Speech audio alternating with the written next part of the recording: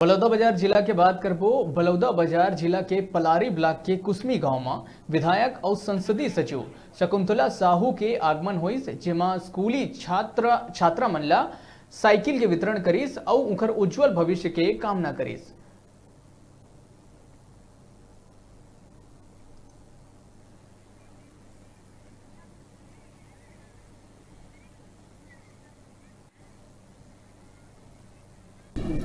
आज ग्राम पंचायत कुसमी school high school में आज सरस्वती साइकिल योजना का आज साइकिल वितरण किया गया है। इसके लिए मैं सभी बच्चों को बहुत बहुत बधाई देती हूँ।